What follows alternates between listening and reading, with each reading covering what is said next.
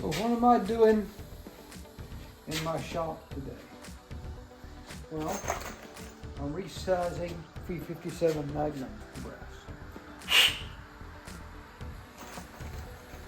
Clearing them out so that there's no walnut media left on the inside.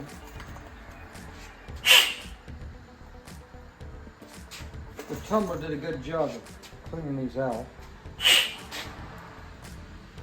I shoot 357 Magnum, 38 Special, and 357 Maximum in my contender.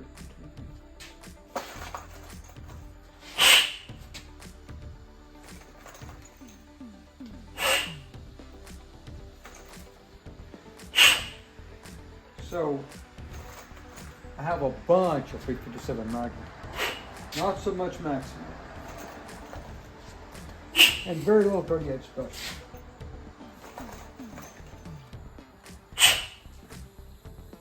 A little bit of stuff in it. So I have my resizing and deep priming die in there. Through those cases. And even in my hand press, now I like my hand press because I can carry it with me to the range. Most people would have a cold brew to do this. A lot of people would rather, not this old man. I'm old and semi-responsible, so it's either coffee or Coke Zero and maybe water once in a while.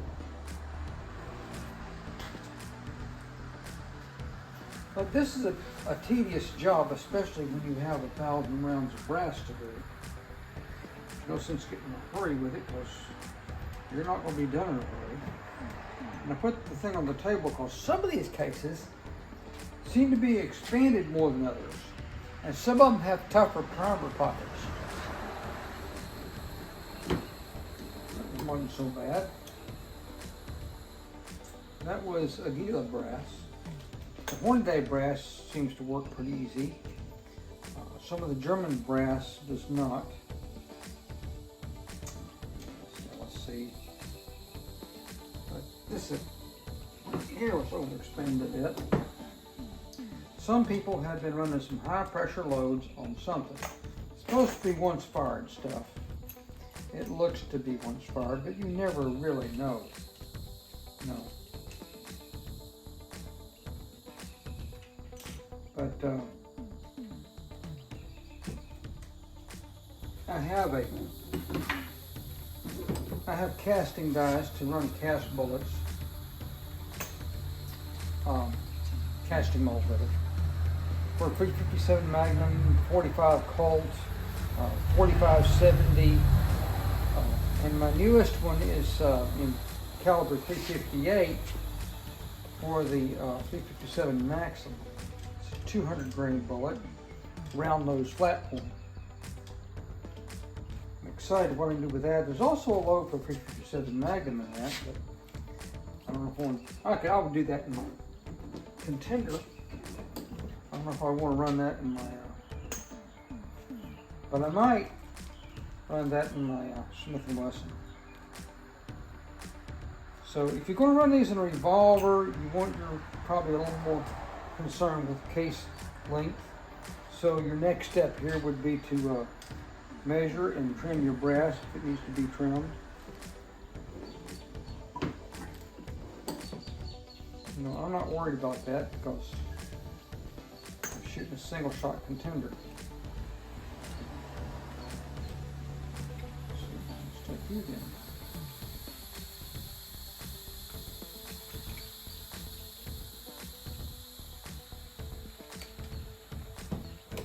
So we're just going to see what we get for all this.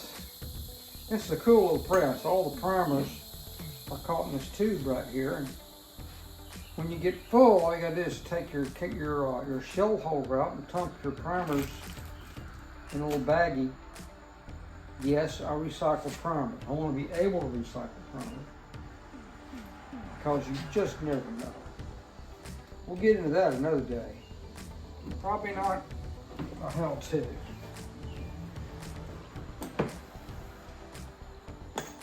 Remember, if you do any of that stuff, you do it on your own. I didn't tell you to do it. So this is boring, I know, and it's tedious. But if you're into loading your own and reloading your own, this is something you got to do. My thing is I clean the brass, and I decided to leave the primers in because sometimes the walnut media wants to be caught up in the primer pocket. You still want to have that, you still want to have that problem. Anyway,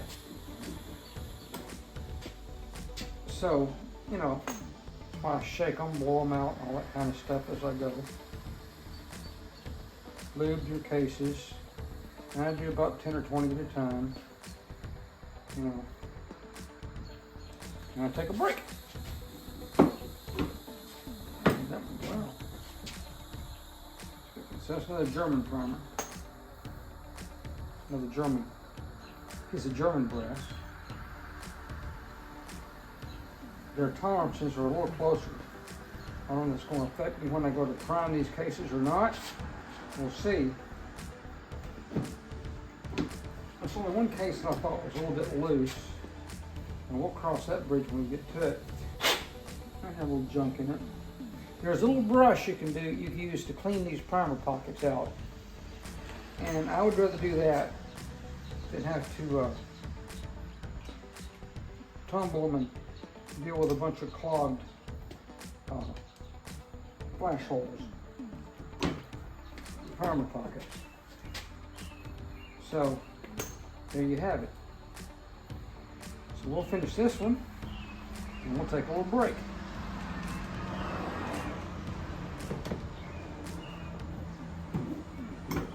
Do I like my little handy press? Oh, I love it, especially when I'm not doing this. This is the toughest job to do with it.